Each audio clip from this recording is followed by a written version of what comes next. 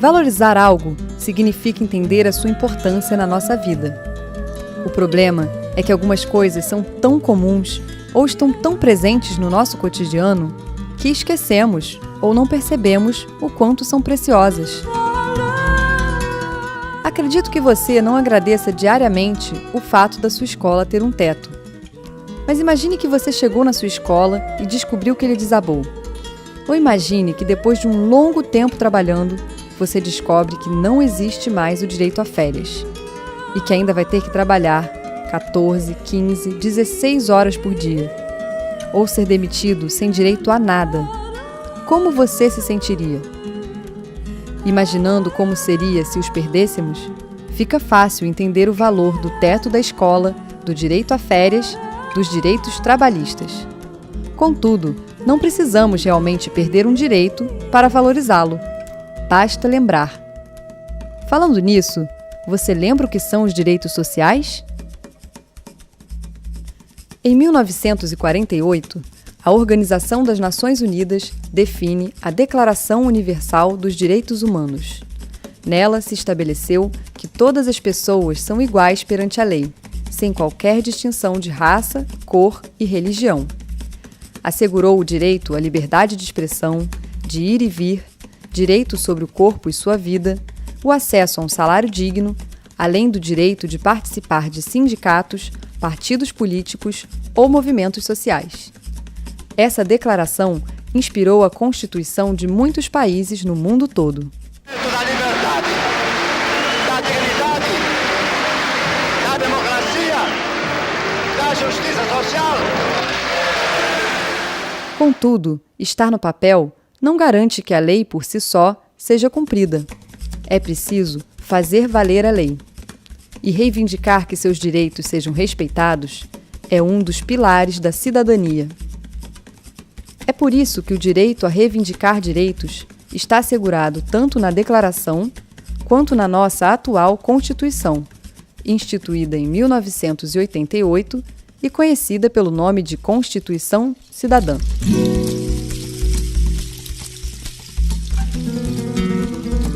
Mas você sabia que nem sempre tivemos o direito de reivindicar direitos?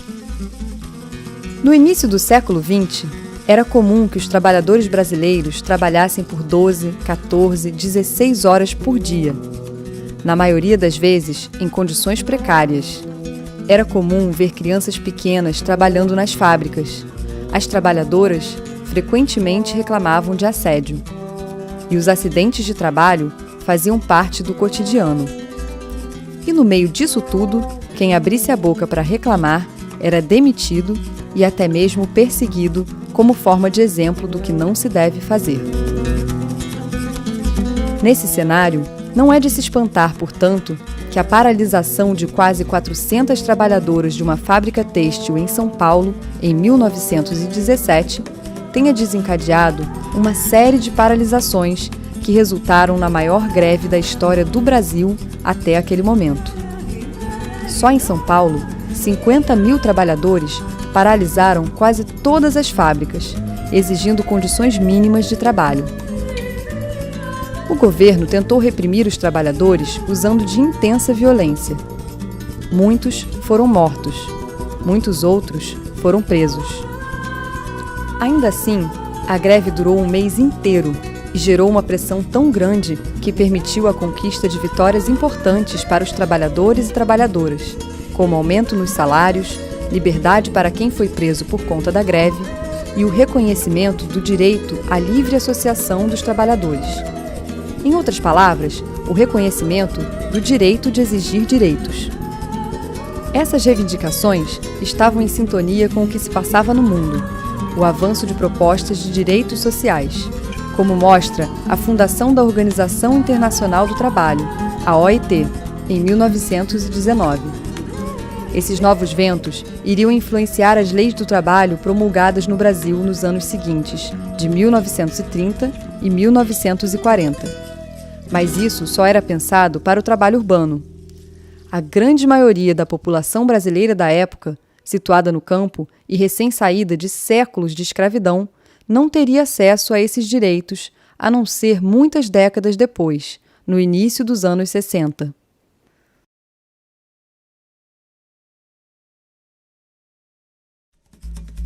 A persistência dos trabalhadores e trabalhadoras em continuar mobilizados permitiu que o governo de Getúlio Vargas, nos anos 30, promovesse uma série de medidas que amparavam e protegiam o trabalhador, como o Ministério do Trabalho e as juntas de conciliação e julgamento, além de uma estrutura sindical baseada no Sindicato Único por categoria profissional e por localidade, e reconhecido pelo Estado.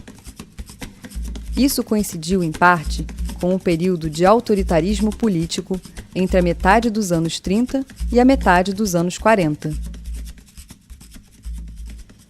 Em 1943, Vargas institui a Consolidação das Leis do Trabalho, que nós reconhecemos pela sigla CLT.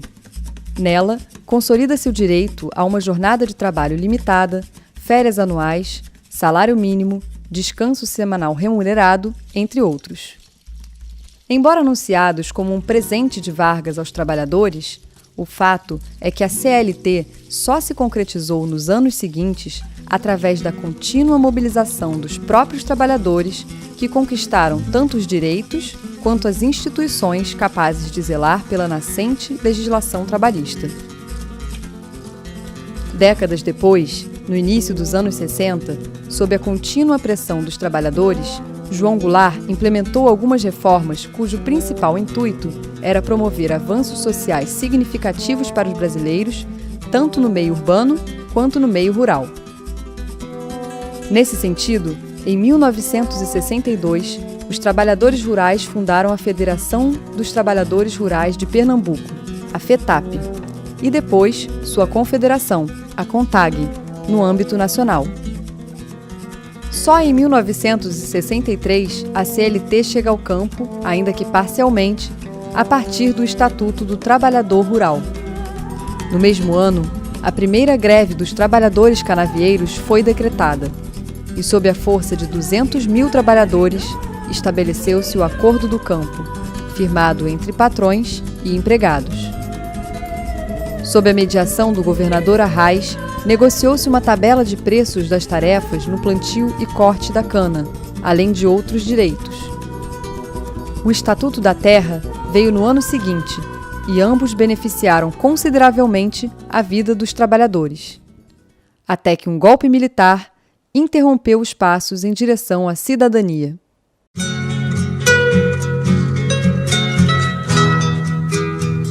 O início da ditadura militar marcou o começo de uma brutal e sangrenta ofensiva contra o avanço da cidadania no Brasil. Apoiados pelos Estados Unidos e sob o pretexto de combate ao comunismo, os militares, grandes empresários, banqueiros e latifundiários uniram-se para conter a viva mobilização popular daqueles que se dispuseram a lutar por seus direitos. A ditadura militar impôs um arroxo salarial aos trabalhadores, que, na prática, deixava o seu poder de compra ser corroído pela inflação.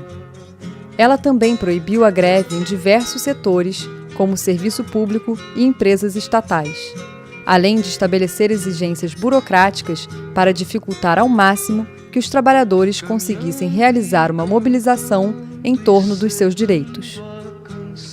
Reprimiu fortemente os sindicatos urbanos e, em particular, as associações de trabalhadores do campo que estavam surgindo em várias partes do país. Delfim Neto, ministro da Economia, justificou essas medidas afirmando que era preciso fazer o bolo crescer para depois reparti-lo. O bolo de fato cresceu, mas na hora de repartir, apenas os empresários, latifundiários e a classe média alta receberam as gordas fatias. A classe trabalhadora não ficou nem com as sobras.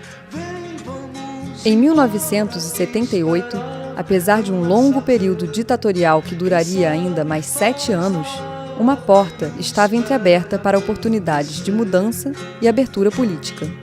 Era o tempo de organizar os operários e trabalhadores rurais na luta por direitos.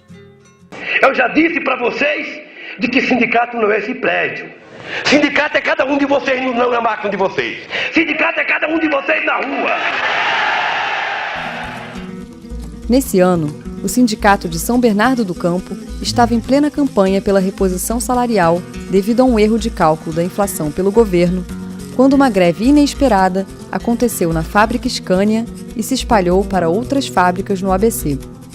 Pô, não tá dando pra nada, tá tudo aumentando, condução, tudo. Pô, onde nós vamos parar desse jeito? Isso aí é urgência. Tem pai de família aqui que precisa ganhar mais. Se eles vão aumentar 25%, nós vamos querer 30%, vai ser pior. Vai ser a greve, vai ser feio mesmo. Ainda tá muito bonito, mas vai ficar feio mesmo. Essa atitude dos operários chegou 2 semanas depois à fábrica Toshiba, em São Paulo, e dali se espalhou para outras empresas. As greves duraram vários meses. Pressionados pela oposição sindical, o Sindicato dos Metalúrgicos de São Paulo promovia uma ampla campanha pelo aumento salarial. Isso estimulou que as mobilizações acontecessem em conjunto e contou com o apoio de outros movimentos de bairros, como o Movimento do Custo de Vida, cuja finalidade era combater o visível empobrecimento dos trabalhadores. A ditadura militar responde com a prisão de várias lideranças. Mesmo assim, os trabalhadores seguiram mobilizados e conseguiram um reajuste de salário acima do índice oficial de inflação, estabilidade para gestantes e para o jovem em serviço militar, além da reposição dos dias parados.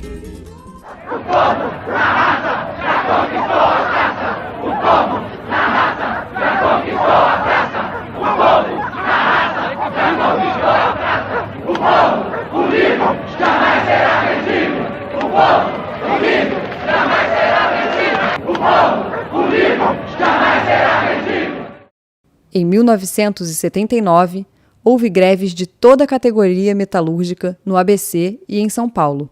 Como a gente atua na área sindical e inclusive na área de oposição sindical, a gente sempre procura entrar dentro da empresa e descobrir qual é os problemas mais sérios que existem dentro da empresa. E começa então, através disso aí, conversar com os companheiros e colher várias informações. A repressão foi ainda maior. Em São Paulo, foi morto a tiros num piquete de greve o operário Santo Dias, que se tornou um mártir das lutas operárias. Em abril e maio de 1980, ocorre a grande greve de 41 dias no ABC, que desafiou mais uma vez os empresários e a ditadura. Esse movimento transbordou para as ruas e teve grande apoio da população, que sustentou os trabalhadores parados com donativos para um fundo de greve. Nós ficamos dentro de uma fábrica, enfrentando calor, horrores, comida azeda, e nós estamos aí, o patrão andando em ata as nossas custas, comendo do bom e do melhor. Nossos filhos pedem um brinquedo, não temos dinheiro para dar. Por quê? Porque ninguém coopera com a gente, os patrões. As mobilizações nas cidades brasileiras eram intensas e no campo ampliaram-se as frentes de luta. E qual é a maior importância do sindicato assim, para a vida de vocês? Homem, é que nós precisamos dele, ele ajudou, né? Tô achando que é muito mais melhor, porque se não fosse ele, tava o negócio todo. Nós precisamos, vem ele, equilibra, tá no eixo. E nós queremos o nosso direito. Nós queremos o nosso direito, que estamos passando muita fome. Não tem direito a nada, só mesmo pegar uma força de manhã e sair, cortar a cana, e vão pagar, roubar a metade no preço e pagar como quiserem. É muito pistoleiro que tem aqui dentro dessa usina, e o intento dele só é falando nas mortes que ele fazia lá, porque lá já mataram muita gente. Quase todos eles aqui tem 3, 4, 5 mortes aqui. Agora chega aqui ameaçando o trabalhador, fazendo o bicho trabalhador para o trabalhador trabalhar de graça. Ainda em 1979, os canavieiros de Pernambuco promoveram uma das greves mais importantes do país. Cumprindo todos os obstáculos burocráticos que a lei de greve impunha, o movimento foi deflagrado e os trabalhadores pararam. Os sindicatos municipais de São Lourenço da Mata e Paudalho saíram na frente dos outros. As lideranças avisaram que se as reivindicações não fossem aceitas, a greve se espalharia para todo o estado de Pernambuco. Pressionados, os patrões cedem. Vitória dos trabalhadores rurais, que obtiveram e reconquistaram alguns direitos importantes, como o retorno e a atualização da tabela de produção, que tinha sido conquistada em 1963 no Acordo do Campo, os direitos já previstos na CLT, além do direito a transporte digno, efetiva contratação dos trabalhadores, que só eram pagos durante a safra, o pagamento de horas extra e a regulamentação das medições das áreas de cana cortadas. As greves se repetiram nos anos seguintes. Negociar significa a classe econômica se sentar em torno de uma mesa e entender que é difícil, é impossível se firmar uma convenção coletiva de trabalho, reduzindo conquistas da classe trabalhadora. Em 1983, Margarida Alves, presidenta do Sindicato de Trabalhadores Rurais de Alagoa Grande, na Paraíba, foi morta a tiros a mando de grandes proprietários. Ela se tornaria símbolo do movimento das mulheres trabalhadoras até os dias de hoje. Eu não acredito não, muita gente não gosta mesmo, entendeu? Agora, eu só deixo de dizer quando eu morrer, porque só Deus, quando Deus mandar minha morte, o que a gente não pode é um negócio que a gente tem lá dentro, a coisa está dizendo, a gente tem que dizer mesmo, entendeu?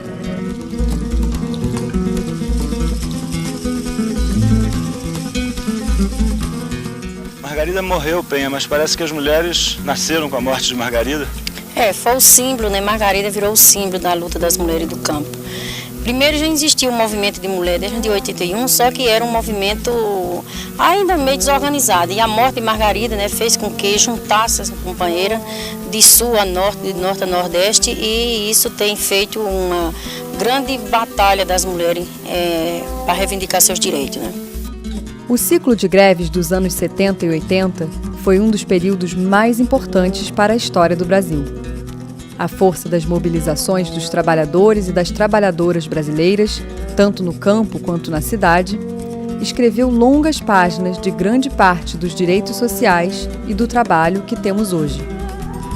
E, infelizmente, esses direitos tão duramente conquistados estão novamente ameaçados. O que essa história nos mostra é que, de onde só havia precariedade, os trabalhadores e trabalhadoras do Brasil ergueram a proteção. Do cansaço, edificaram o alívio. Do descaso, construíram, dia após dia, a solidariedade. De onde só havia poeira, içaram um teto que, tal como o da sua escola, nos protege, nos abriga e nos une. Como trabalhadores, como estudantes, como brasileiros, como cidadãos.